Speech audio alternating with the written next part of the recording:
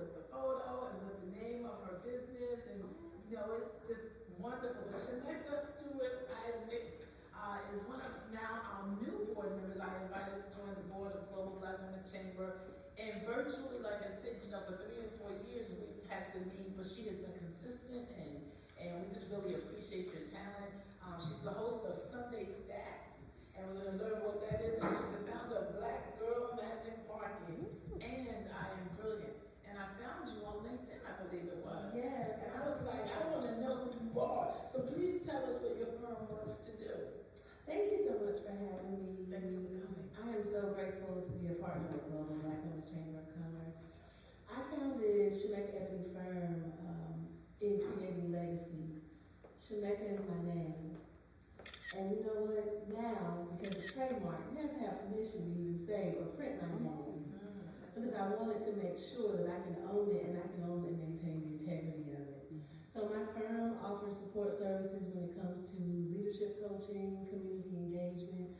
I'm a very strong advocate for people with lived experience, expertise, facing inequities, owning their power in the present time, feeling like and knowing that they can stand in their leadership. And it was a mission and a calling for me. This is ministry for me. God called me to Hedges and Highways in 2012, and I could not imagine what it would look like. But here I am. I'm all being in the basement of a church, because for 2.5 years I lived in a church. Wow. With my small children. This is my second set, because I'm a second chance. My husband, Shemekka Stewart Issacs, is a second chance marriage for me. But there was a time when God said, forsake all and follow me, and I thought he just meant clear out my closet.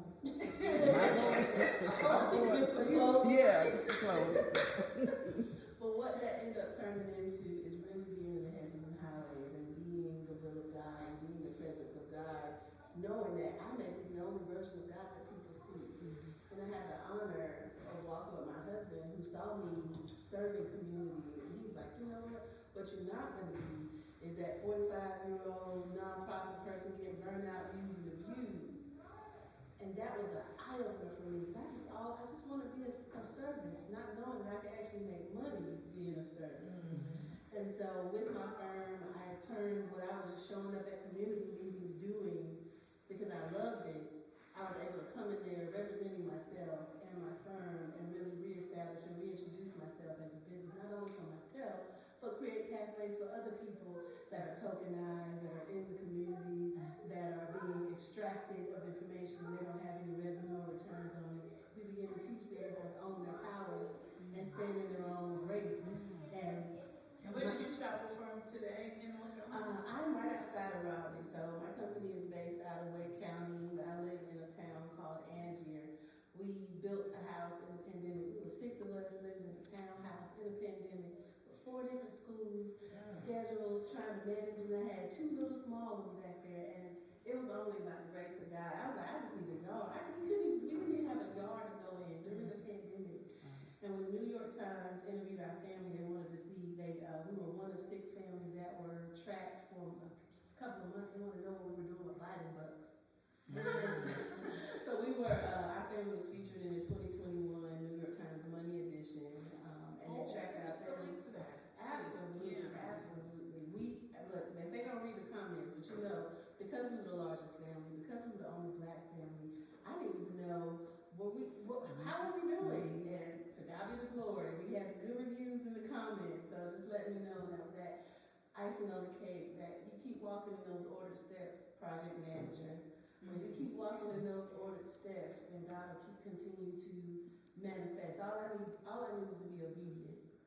I learned new things along the way being a business owner, but my first job was to be obedient to God. So ordered steps in obedience. How do you make time to hear God so that you have clarity?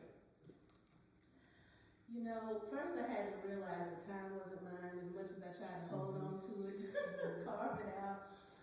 And God taught me the practice of having a moment. You know, the Bible says that in a moment, the twinkling of an eye. And we started getting stuck on time. I need an hour to meditate. No, I just needed to make myself available to have a moment.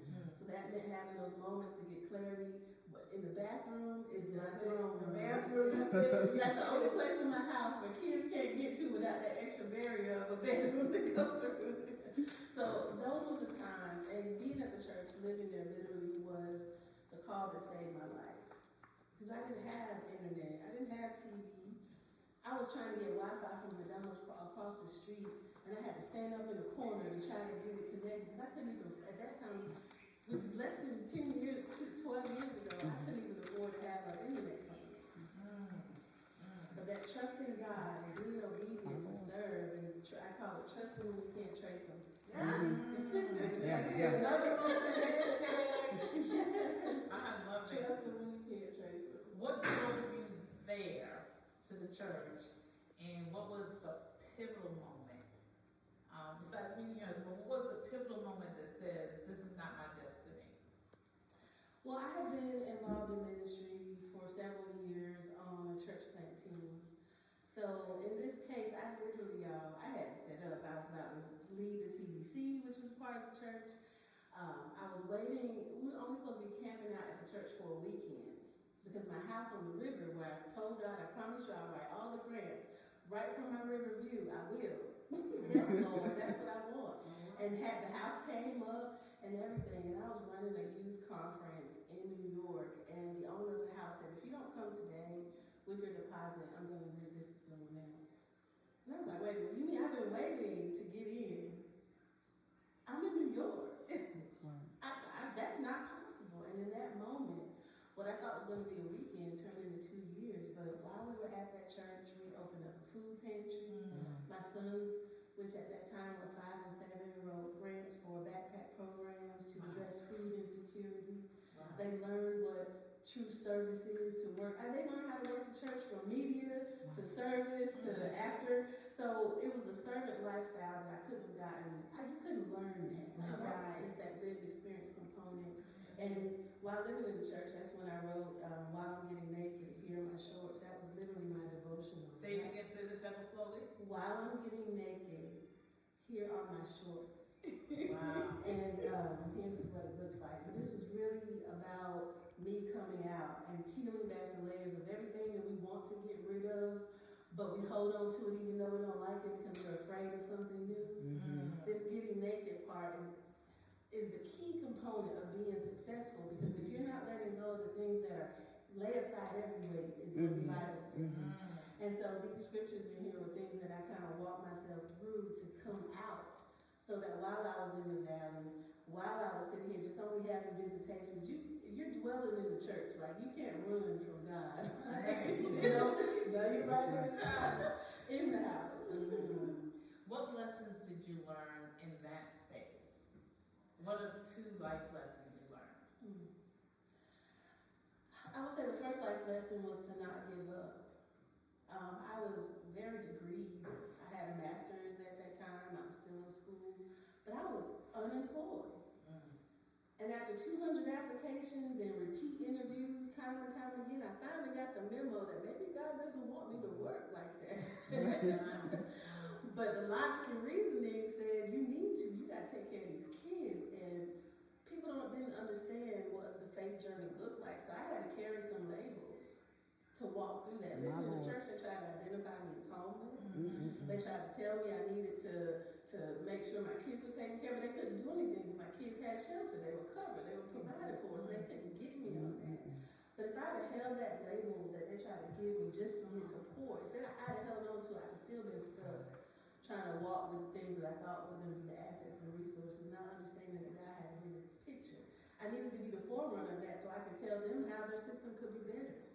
I needed to be the forerunner of that so I could call it out, because I had the knowledge. I knew what was right and wrong, and I wasn't just a number. I didn't just get myself in this situation. I did everything the right way, and I was still finding myself on this path. So trusting God in that time and not getting caught up on the labels and being willing to let them go and get naked is what saved my life. How did you fight demons of depression? I would say God really kept me. I didn't think about depression. I didn't think of isolation and loneliness. I saw that time as my consecration. Okay. That was a time when God was setting apart. And the longer I kept looking for other things and other outlets, the longer I stayed in it, because I didn't understand that God was just really trying to talk to me, and he really wanted me to know me, because I didn't know me. I know what people told me I was. People told me I was called and chosen. It didn't feel like that. It didn't look of consistency, and it saved my life. I didn't get caught up. That was during like 2012, 13, when all the reality shows started coming in and getting people hooked. I didn't have that. So when it comes to that suggestion of depression, I know that that's a moment of sadness, but I didn't have to wear it. I didn't have to carry a label. I didn't have to go through that, the stuckness. And this is what I always encourage people that are battling with mental health. Even if you go get help, don't allow them to keep you there, because they only get paid when you keep coming back with problems. Yes. And so They keep needing the medication. yes. That's the only reason why your insurance is going to pay for it, is that they got to label you with something. So I always help people, okay, if you have to walk through this season with this label, get it up, get everything out of it that you need to, but know that this label is something you can take off. You don't have to hold on to it. And it doesn't have to become a part of your identity. Right. This is something you're wearing right now, but it's not the end of your story. I wrote a book called Becoming a Woman of Destiny, and it's based on the biblical Deborah, but one of the things is, I was going through it, the subtitle is Turning Your Trials into Triumphs. And I was on my way to becoming appointed as an ambassador, but it was a two-year process. And so I was living all the way at Eastern Long Island, which is 2 hours from New York City, and having to go to Washington, D.C. about 3 or 4 times a week. They kept saying, you're going to get your hearing today, because it had to be Senate confirmed. And just, so I wrote that book about what you basically said, you can't look like what you're going through. You can't let the labels, you can't let the defeat, take you over. You have to kind of say, God, I heard you say yes. Right. And so I'm going towards my yes. Yeah, so that's important. Fast forward now, you have your mobile. So what do you do in that? Is that your calling card, your business card? And yes, this is my business vehicle. So, and the wonderful thing about business is when you look at how you look at your expenses, when you sign yourself up and operate as a business, there's concessions and write-offs that you can have as a business owner that you can't as an individual. And yes, I needed a car. Yes, I needed to go around, but I had to have a way to advertise and promote and let people know what I do. So when it came time, I found a grant that was available that could, this was during the pandemic when they were looking at, they see this big gap with advertising when it comes. And I took my little faithful pen and wrote that grant, talking about how I was going to be going around to different communities and amplifying community engagement. And so my card has my face on it. And it has author, leadership coach, and speaker. I love it. And it has how to get up with me. It's a scanned QR code. But every time I get in that car, everywhere I go is a write-off. Gas to come here today is a write-off. We went to the Museum of Illusion before we came here today, because I bring my children wherever I go, because they are business owners too. They have their own YouTube channel. We're raising them up. It's a write-off. And so any expense I have, insurance, anything I would pay as an individual, I can now pay as my business. That car is in my business name, so nobody can come after me and try to take it. It's in my business name. I love it. And so that was a way of protecting it, but also for the marketing and promotion. Everywhere I go, I write it off. Gas, and as fluctuating as that can be, write it off. So I set myself up to kind of have that security, but also it's really about the advertising and promotion, because people always ask, they want to know what I do. And I have to remember that I have my face on the car when I'm driving. So I'm very introverted, so sometimes I'm like, what? Everybody's looking. Oh. I love it. Are you familiar with North Carolina ID, NCIDEA? For those who write grants here in North Carolina, it's a grant institution for those who are North Carolinians and entrepreneurs to get money for your businesses. So it's NCIDEA. They fund it too. Yeah. So please look into that. And we had one of the courses, and Tanya and I were both in it. It was based on an entrepreneur from North Carolina who was in the fields working, and they needed ice. And so he developed a way for people to have ice in this heat while they were doing sharecropping and in the fields. And so it's based on, basically just an idea filling a void as a business. You have a solution, you have a business. That's an entrepreneurial mindset. Yeah, there you go. A plus B plus C equals success. What's your A, B, and C? My A, I would say, is to center your ability to hear God's voice for you. Because there's going to be a lot of voices, a lot of suggestions, a lot of other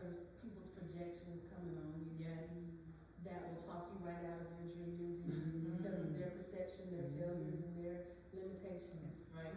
But remember, no one was at your visitation when God came to you and told you what you're supposed to do. So I would say that would be that. Y'all know y'all slaying me. Oh man, this is juicy stuff. That's your A. What's your B? My B would be get comfortable with silence.